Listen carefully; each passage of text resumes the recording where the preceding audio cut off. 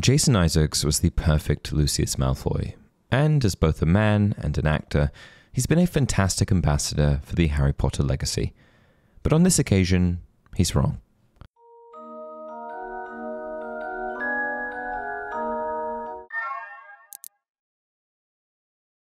Hey everyone, welcome to another installment of Harry Potter Theory. Today we're going to be covering a few bits of Harry Potter news, the most significant of which pertains to Jason Isaacs. Isaacs, who is best known as the cold and calculating Lucius Malfoy, has spoken out on HBO's casting decisions for the new series, and he's certainly not mincing words. In a recent appearance at Fan Expo Denver, the actor addressed the online backlash surrounding the casting of The Lazarus Project and I May Destroy You star Papa Siyadu as Severus Snape in the upcoming HBO Harry Potter reboot. Papa Siyadu is one of the best actors I've ever seen in my life, he said, as reported by Collider. I've seen some people online who are being rude about him. What they're being is racist. Isaacs didn't hold back in his support for Siyadu, praising not only his talent, but also the broader cast of the upcoming series. All the cast of the new Harry Potter TV series are amazing, he added. They will be swallowing their tongues, hopefully, their digital tongues, when they see what Papa does on screen. The backlash, which has spread across various fan forums and social media platforms, has largely centered on the decision to cast a black actor in the iconic role originally played by the late Alan Rickman. And while I believe Isaac's heart is in the right place, I think, in this respect, that he's largely missing the point.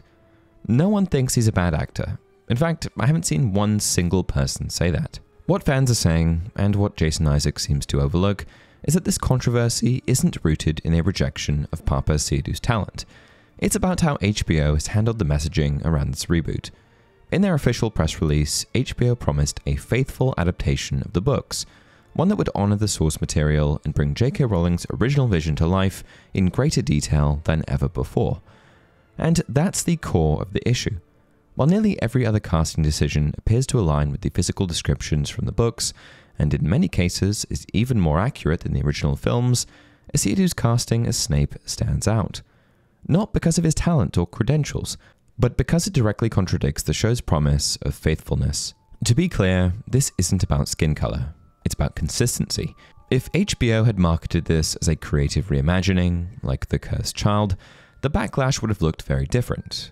But instead, they pitched a canon-faithful retelling, then deviated from that standard in one very specific and highly visible way.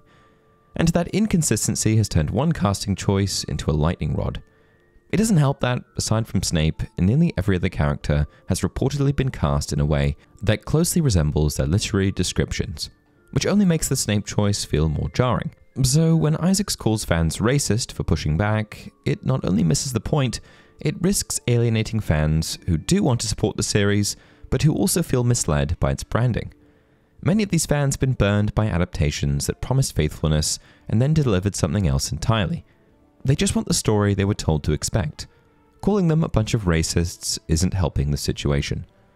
Ultimately, Isaac's support for Siyadu seems heartfelt, and it's clear he wants to defend both the actor and the integrity of the production against what he views as a toxic backlash. And in an era where genuine racism does still infect fan spaces, his impulse to call it out could be perceived as commendable. But his framing, painting all criticism with the same brush, risks collapsing a much more layered conversation into a false binary.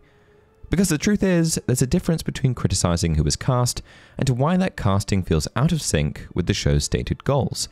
Many fans, especially long-time readers, aren't reacting out of prejudice, but out of frustration. Frustration that HBO dangled the promise of a book-faithful adaptation and then broke that promise before filming even began. And when that happens, fans start to lose trust, not just in the casting, but in the creative direction as a whole. Ironically, Isaacs himself once said that he played Lucius Malfoy as someone who lived in fear of Voldemort, but masked it with arrogance and status. The irony comes from the fact that, in this current situation, fans are experiencing a similar kind of fear, not of Voldemort, but of the series being mishandled. The backlash against the Snape casting isn't just about the actor, it's a symptom of a deeper anxiety, that the people behind the reboot might not truly understand or respect the source material. At the end of the day, many of us will still watch the show, or at least we'll give it a try. I even made a video discussing why I personally would still be watching, More on that in my video before you boycott the new Harry Potter series. And let's face it, there's a lot to be excited about. From a reported £3 billion budget to a massive purpose-built wizarding village at Leavesden Studios, it's clear that Warner Bros. Is treating this like a legacy project. One with the potential to finally bring depth and nuance to scenes that were rushed or cut from the films. There's also the runtime. Each season is expected to cover a single book, with 6 episodes per season, potentially 60 to 90 minutes each. That's 2 to 3 times more runtime than the entire film series combined. So while it's entirely fair to criticize the Snape casting and hold HBO accountable for its inconsistencies, it's also fair to say this show isn't doomed. At least, not yet. Emma Watson's father warns the future cast. Just recently, we've received an abundance of casting updates for the new series, many of which are for child actors that are relatively new to the acting scene.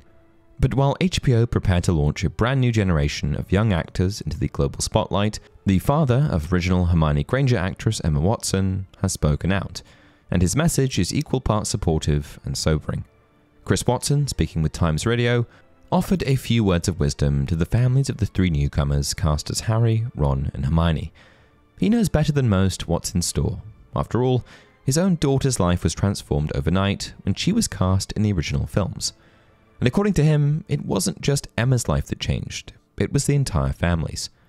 Watson described the experience of sudden fame as something that can be frightening for both the child and their parents, stressing how difficult it can be to stay grounded when the world is suddenly watching. He explains that it's a dramatic shift, one that requires more than just talent, but also emotional resilience and strong support at home. Interestingly, one of the ways Chris helped Emma stay balanced was by keeping things low-key. Movies simply weren't a big deal in their household. In fact, Watson admits he doesn't really watch films at all, including Harry Potter. And it was likely that down-to-earth attitude which helped Emma stay level-headed throughout the chaos. It wasn't something that dominated our lives, he said, implying that the lack of fanfare at home may have been key to Emma's relatively smooth transition into adulthood, especially compared to the struggles many other child stars have faced. With the faces of Dominic McLaughlin, Arabella Stanton, and Alistair Stout soon to be plastered across screens, red carpets, and merchandise worldwide, Watson's advice comes just in the nick of time. It changes families, and sometimes the best way to weather it is to simply not make it the center of everything. Anyway, that's it for today's video. If you enjoy the content, please like the video and subscribe to the channel. What do you think of Isaac's remarks? I've got a ton of respect for him and his heart seems to be in the right place, but I think on this one, he's in the wrong. Until next time, remember, it does not do to dwell on dreams and forget to live.